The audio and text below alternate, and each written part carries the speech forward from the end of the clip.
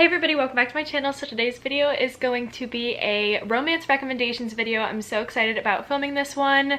I've never done a recommendation video before, but I've been reading romance for a long time and I have tons of recommendations to give to you guys. I'm going to try and give some not so popular ones right now because I feel like, especially if you're on booktube or on book TikTok or even bookstagram, you're seeing tons of recommendations and a lot of like cult favorites that are getting some well-deserved hype. So I wanted to recommend some ones that you might not have heard from. So if you've already gone through all of those other recommendations, here are some newer ones. So I have a list on my phone of a couple different tropes and then just genres or series that I think you would like if you liked specific subgenres like sports romance, mafia, that type of thing.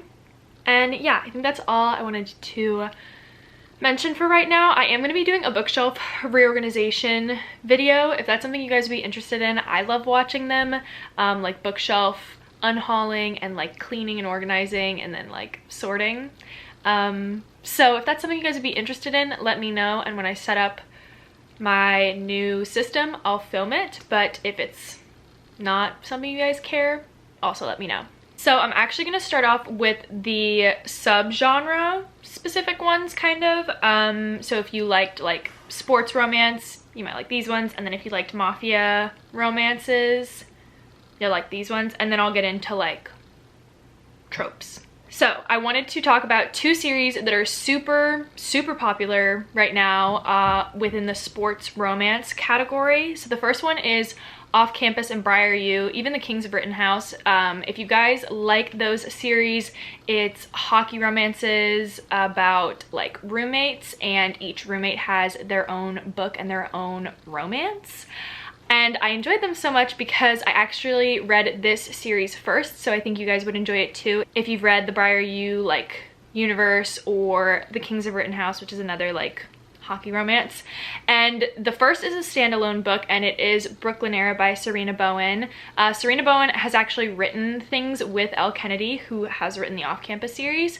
So Billionaire is a standalone about the head of the Brooklyn Bruisers organization in Brooklyn and his relationship with his former assistant, Rebecca. And so it's really good, and that standalone kind of sets up the rest of the series, which is the Brooklyn Bruisers series. And the first book is Rookie Move, which is one of my favorites because the story is about Leo and Georgia.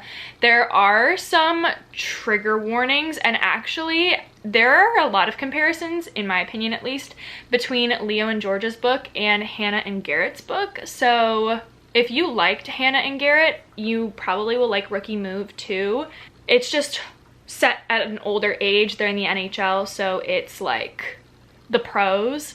It's so good. I really recommend it, and it's like a different player on the same team. So there's like a little conjoined recommendation for if you like hockey sports romances, and if you like football romances, so if you liked the Fulton U series, also by Maya Hughes, I would totally recommend Game On, the Game On series by Kristen Callahan. So this story is NFL players, so it's just like they're older. And this again is like teammate romances, so it's not roommates, it's teammates, but just with football. It's really good. I really like it. There are tons of really cute tropes, and again, like I can pull so many similarities between Fulton U and the Game On series, so if you liked them, I think you would like that. And those are two sports romances that I read when I was first starting off with romance like 3-4 years ago, and I got really into it, that I've read the really popular series now and like liked them. So that is my first like subgenre of romance recommendation, and I wanted to get into some mafia romances now because I love a good mafia romance. I always have. always will.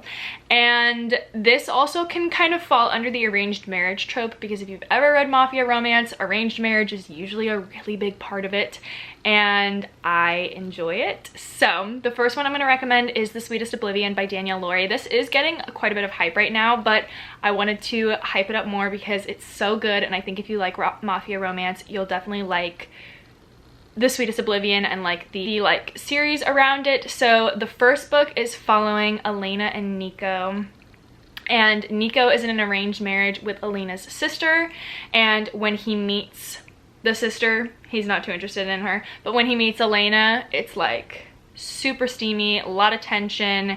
And the whole first book is Elena seeing her sister in an arranged marriage to this guy that she is attracted to, and then him having to also be like, well, now what do I do? I really recommend that one, and that one is a little bit more popular, so I'm going to try and give some like lesser known recs.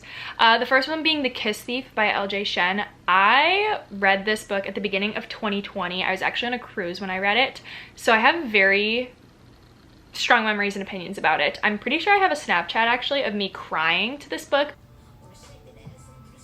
Oh my god. Because it can be overwhelming at points, so check the like content trigger warnings before you go into it.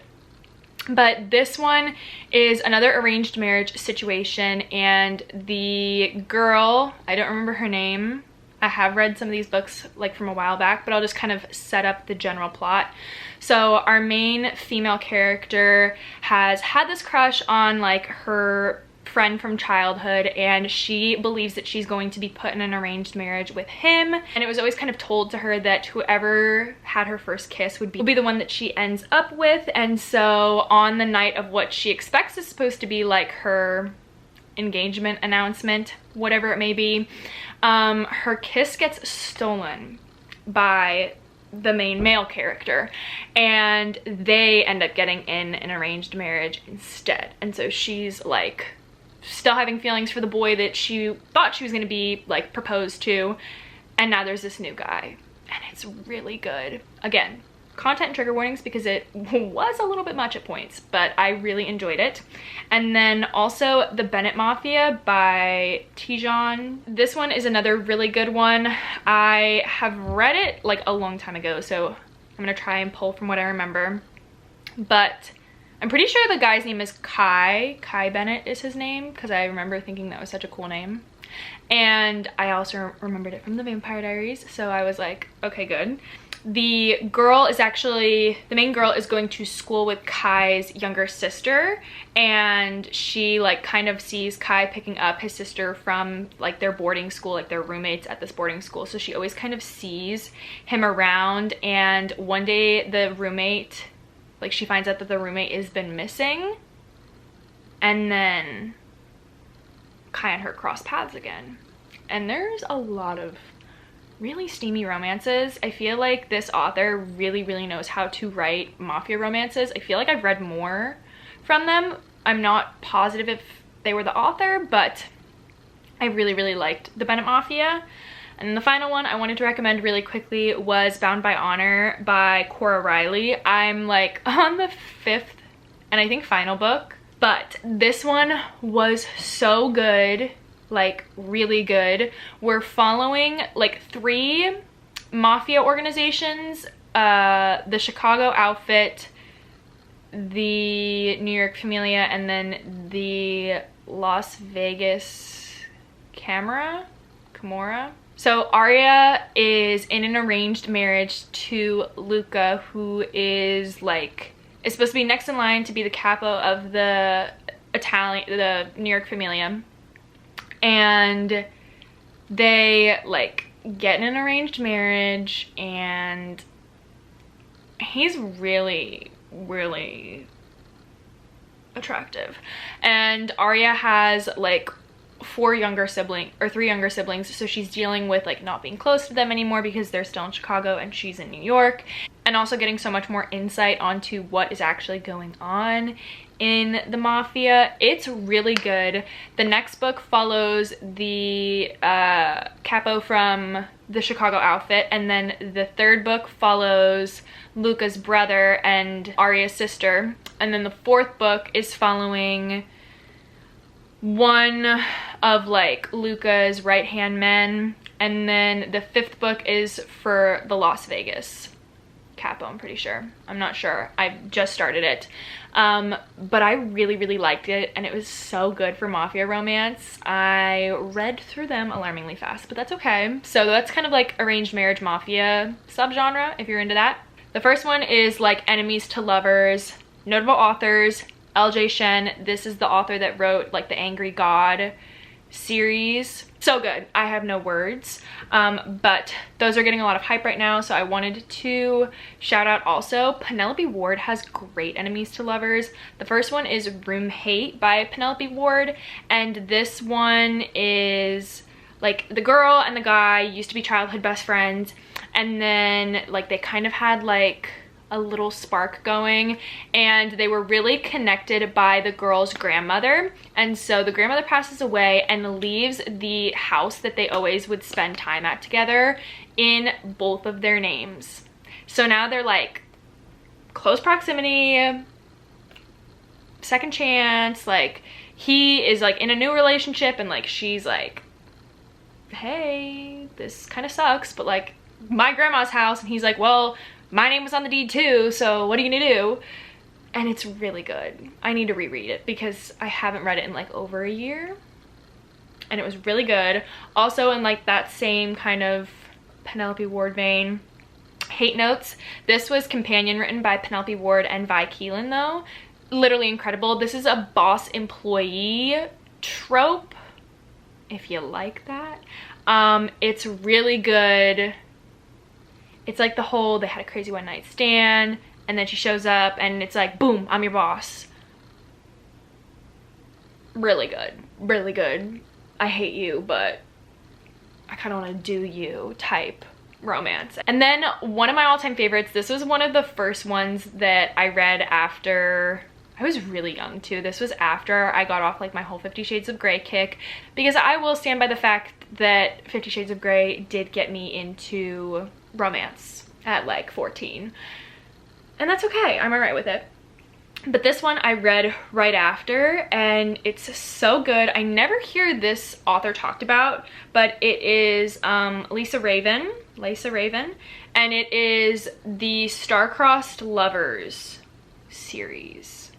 Yes, the first book is called Bad Romeo, the next one is something Juliet, and the third one I think is like Wicked Hearts. It's incredible. I was a theater kid growing up, so I really like this one because Cassie and Ethan were played opposites in Romeo and Juliet. They were Romeo and Juliet, and they like had amazing chemistry, you know, all of this drama went down, and then they like never spoke to each other again until they're on Broadway or off Broadway, and they're playing lead love interests in this play. She is also the same person who wrote Mr. Romance, which is like a different spiel. I'll get to it in a second. But I loved this book. Like the tension and the feelings you're getting from these two characters is so good, and it really sticks true to like on stage chemistry. And then Mr. Romance is a different one. This I think was about like an author or a blog writer, and she was trying to get an article on like the elusive Mr. Romance, who is basically like an escort that women could hire and then go out on a date with like whatever persona they wanted, and he would play them. So it's like another of like the kind of actor-ish role. If that's something that's intriguing to you, I really recommend it as well. So now I have some secret billionaire ones. It's never that much of a secret. You usually find out pretty damn quick, but I wanted to talk about this because I feel like this is a perfect time for me to talk about one of my favorite romance authors that I never hear anybody talk about, and it is Megan March. I think she writes the like wealthy CEO, secret billionaire, one of them has a ton of money, like trope or aspect really well. The most notable being Dirty Billionaire, the Dirty Billionaire like series. This is like 7 or 8 books, and they're all interconnected stories. You wouldn't necessarily have to read them in order, but I would highly suggest you do and advise against just reading a book in the middle because it gives a lot of context. So I'm just gonna set up the first book really quickly. So we're following Holly Wicks and Creighton Karras. She is an on the rise country music singer, and she just won like America's Got Talent but for country singers, and she is trying to make her name by opening for like pretty big country singers. And it's New Year's Eve, and she is alone in New York City, and she ends up running into this guy at a bar, and she is sitting talking with him, and they end up having this crazy one-night stand, and she leaves in the morning without giving him her name or number or anything, and he's pissed. And that's where Creighton puts out a missed connection and is like, I want to marry you, so let's get down to business. They have 3 books. The series continues on. We get like Creighton's little sister has a book. The like headliner that Holly opened for has a book. It's so good. It's that kind of like interconnected story. She also has another like series. It's like 8 books. Each character gets their own story, and it's like interconnected through New Orleans. That's where it takes place. And it is the Beneath This series. The first one is Charlie and Simon in that story. And Charlie is like the badass tatted up girl, and Simon is like the little senator's grandson boy. It's so good. I really recommend. And then really quickly too, Royally Screwed I wasn't that big of a fan of, but I wanted to mention some other book for the Secret Billionaire, and this one is by Emma Chase, and essentially Nick is royalty, and he comes into Olivia's pie shop and falls in love with her pretty much, and he has an accent, and she is like, I'm just trying to pay the bills, and he's like, you don't know this, but I am rich, so I could help. So that type of deal. But the next one is Accidental Pregnancy, which I know isn't everybody's favorite trope, but I was going through my old like iBooks and Kindle books holds, and I've read a lot of accidental pregnancy books, so I figured I would mention a couple of them. The first being Tempting by Sophie Brooks. This is the 3rd in like a companion series. You don't have to read them in order. This one actually has the least to do with any of the other books, so that's why I'm recommending it. You could totally read it as a standalone. This one, we're following these 2 people have like a really crazy whirlwind romance at like a ball, and they have sex and then they split ways, and she ends up finding out that she's pregnant, and she was working a catering job there but got pulled in for a last minute costume party. She is going through the temp agency and gets like a data processing job at this really big company, and she goes to start working there, and like on her first day of work she starts leaking and has to go like pump, and she starts pumping in this like random side room that she found, and somebody opens the door and the lights flick on, and it turns out to be the head of the company's office, which is pretty good if that's not enough to make you want to read the book. Next is Baby Daddy by Kendall Ryan. This one also can kind of work for the Secret Billionaire trope, and that's because in the elevator while our main girl is going to the sperm bank, it like breaks down and stops, and she is stuck with this really wealthy guy who's like, you need sperm? I have some. I really like Kendall Ryan. She has a ton of really good books. I feel like I'm not really doing it justice, so I'm gonna read the synopsis for you guys really quickly, but it says, we met in a trapped elevator. Emmett was on his way to work, sophisticated and handsome in his tailored suit and tie. I was on my way to the sperm bank. Awkward, right? At 35, my life hadn't taken the path I thought it would, and I was tired of waiting. I wanted a baby, and I was ready to take matters into my own hands and make it happen. After our ill-fated elevator encounter, Emmett insisted on taking me to dinner. He also insisted on something else, that I ditch my plan involving a turkey baster and let him do the job. He would be my baby daddy. He was a wealthy and powerful CEO with little interest in diapers or playdates, and since he didn't want kids, I'd be on my own once Spun was in my oven, free to go on my way. But once this baby was inside me, it was like a switch had flipped, and I got a whole lot more than I ever bargained for. You either love it or hate it, I feel like. Some people really like the accidental pregnancy, like we get pregnant, there's a baby trope. I enjoy it. If you liked the final book in the off-campus series. You probably will like this. And I think that is the last book that I had to recommend for this video. So I hope you guys enjoyed the recommendations I had to give to you. I tried, like I said, to pick ones that weren't so mainstream, just because I know that I've read a ton of the ones that are getting a lot of well-deserved hype right now, and even I wanted some fresh new recommendations. So I hope that these were good. I did have to dig pretty far in my iBooks library, but if you guys want any trope-specific romance recommendations or any other genres like nonfiction, YA, fantasy, science fiction, regular fiction, like non-specific fiction, definitely let me know and comment down below which ones you guys would like to hear more about. I'm really thinking about doing another romance rec on like a specific trope. Let me know. I mean, I could do a whole one on more enemies to lovers, a whole one on childhood friends to lovers, brother's best friend, forced proximity, friends to enemies to lovers. Like, the possibilities are endless. Just let me know what you guys want to hear next about, and also give this video a thumbs up if you guys want to see the bookshelf like reorganization cleaning type video. I'm probably just going to do a little bit of an unhaul on some books that I know I'm not gonna read again, or I won't ever get to, unfortunately. I think that's gonna be it for me today, guys. I will try and leave all the books that I talked about in this video down below so that you guys can go to like Goodreads or something and read a better synopsis if I didn't do it great justice. But I just love all the books that I talked about so much. So I hope you enjoyed this video. I hope you're all having such a great day, and as always, guys, I will see you in my next video. Bye.